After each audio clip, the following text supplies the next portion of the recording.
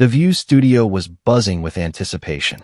The hosts were preparing to welcome Congresswoman Jasmine Crockett, a rising star in the Democratic Party known for her staunch defense of constitutional rights.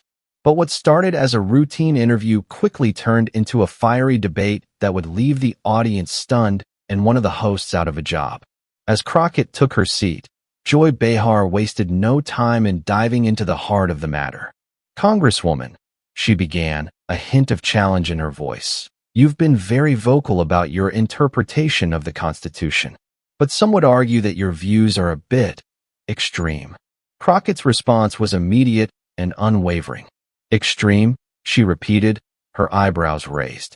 "Joy, there's nothing extreme about defending the rights enshrined in our Constitution. It's the foundation of our democracy." Behar leaned forward, her elbows on the table. "But surely you can agree that the Constitution is open to interpretation. Times change, society evolves. We can't be beholden to a document written centuries ago." The audience murmured, the tension in the room palpable. Crockett sat up straighter, her gaze unwavering. "The principles of the Constitution are timeless," she said, her voice clear and strong. "Due process, equal protection, freedom of speech, these aren't relics of the past. They're the guardians of our present and our future." Behar scoffed. "Guardians? Come on, Congresswoman. We both know that the Constitution has been used to justify some pretty terrible things. Slavery, segregation, the denial of women's rights." Crockett's eyes flashed. "And it was the Constitution that helped us overcome those injustices, Joy. The 13th, 14th, and 15th Amendments. The 19th Amendment. The Civil Rights Act. All of these were rooted in constitutional principles." The audience was getting restless now, some nodding in agreement with Crockett, others shaking their heads at Behar's provocations. Behar, however, was undeterred. "But what about gun rights?" she pressed. "You're a strong advocate of the Second Amendment. Surely you can see how that's been distorted, how it's been used to block common-sense gun control measures." Crockett's response was measured but firm. "The Second Amendment is about the right to self-defense, Joy. It's about the fundamental right of every American to protect themselves and their families. Yes, we need sensible regulations, but we cannot chip away at the core of that right." Behar's frustration was evident. "So you're okay with mass shootings? With the epidemic of gun violence in this country?" Crockett's voice rose, her composure slipping for the first time. "How dare you?" she said, each word sharp as a knife. "How dare you accuse me of being okay with violence, with death? I've spent my career fighting for justice, for the safety and well-being of my community." She stood up, her hands flat on the table. "The Constitution isn't a buffet, Joy. You don't get to pick and choose the parts you like and discard the rest. It's a package deal, a sacred compact between the government and the governed." Behar stood to meet her, her face flushed. "Sacred? It's a piece of paper, Congresswoman. A piece of paper that's been amended 27 times. If it were so perfect, why did it need so many changes?" Crockett's laugh was sharp, humorless. "The amendments are a feature, not a bug, Joy. They're proof that the Constitution is a living document, one that can adapt to the needs of the times without losing its core principles." She turned to the audience, her voice rising with passion. "The Constitution isn't just a set of laws. It's a vision, a promise, a pledge that in this country, no one is above the law, that all are created equal, that the government serves the people, not the other way around." The applause started slowly, then built to a roar. Behar looked around, suddenly realizing that the tide had turned against her. Crockett pressed on, her words coming fast and fierce. "I took an oath, Joy. An oath to defend the Constitution against all enemies, foreign and domestic. And I will not stand by while anyone, on this show or anywhere else, tries to undermine the very foundations of our freedom." She gathered her papers, preparing to leave. But before she did, she had one final thing to say. "You know, Joy, I came on this show expecting a conversation, a dialogue. But all I've gotten from you is partisan hackery and cheap shots. If this is what passes for discourse on The View, then I'm not sure I want to be a part of it." With that, She strode off the set, her head high. The audience erupted, some cheering for Crockett, others booing Behar. In the aftermath, the network was in crisis mode. Sponsors were pulling out. Viewers were threatening boycotts. It was clear that something had to be done. In the end, it was Joy Behar who took the fall. She issued a public apology, but it wasn't enough.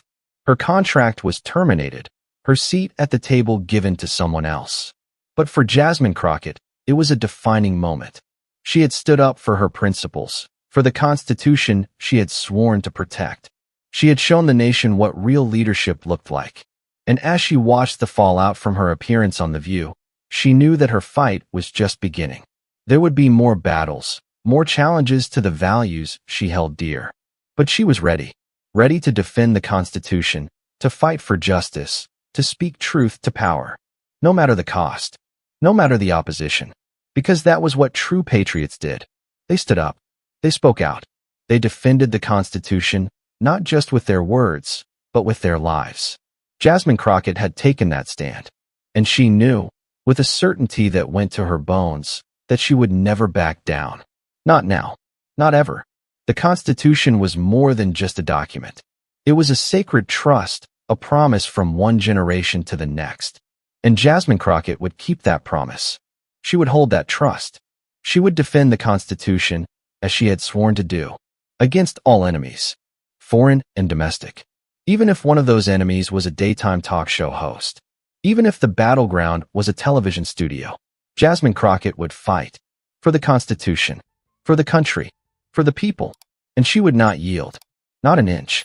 Not a word. For she was a defender of the Constitution. And defenders never retreat. They advance. They charge. They lead the way into a future bright with promise. A future where the Constitution reigns supreme. Where justice prevails. Where freedom rings. That was the future Jasmine Crockett was fighting for. And she would not rest until it was won. But the fight wasn't just hers. It belonged to every American, every citizen who believed in the power and the promise of the Constitution. It was a fight that required courage, conviction, a willingness to stand up and be counted, even when the odds seemed insurmountable. Jasmine Crockett had shown the way. She had lit the torch.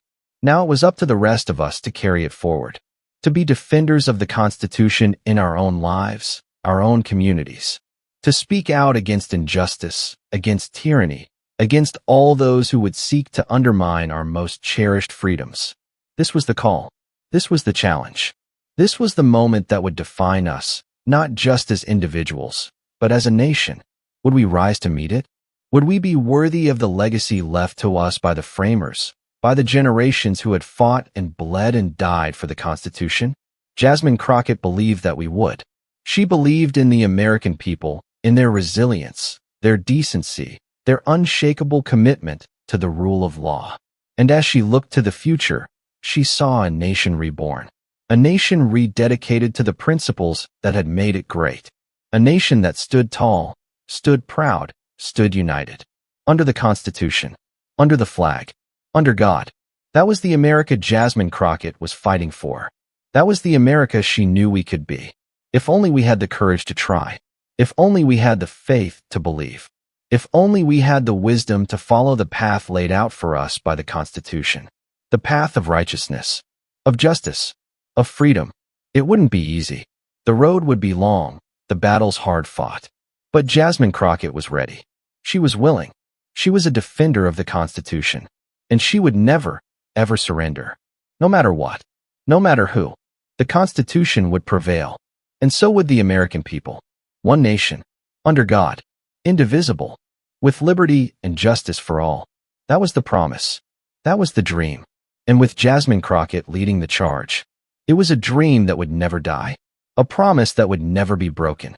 A Constitution that would stand. Forever. And always. In this version, the clash is between Congresswoman Jasmine Crockett, a staunch defender of the Constitution, and Joy Behar, who argues for a more flexible interpretation. The debate is fierce and passionate, with Crockett accusing Behar of undermining the very foundations of American democracy. The language is elevated and rhetorical, with frequent invocations of patriotism, sacrifice, and the sacred nature of the Constitution. Crockett is portrayed as a principled hero, standing up for timeless values in the face of opposition and adversity. The story follows a similar arc to the previous ones: a confrontation, a principled stand, and then a wider reflection on the national implications of this moment. Crockett's walkout is framed as a catalytic event, one that inspires Americans to recommit themselves to the defense of the Constitution. The narrative is interspersed with direct appeals to the reader, calling on them to follow Crockett's example and become defenders of the Constitution in their own lives. It paints a picture of a nation at a crossroads, with Crockett's actions representing a choice between chaos and order, between the whims of the moment and the enduring principles of the founding document. The tone throughout is urgent and almost religious, with the Constitution taking on a sacred, almost mystical quality. The story ends with a vision of national unity and purpose, with the Constitution as the guiding light leading America forward.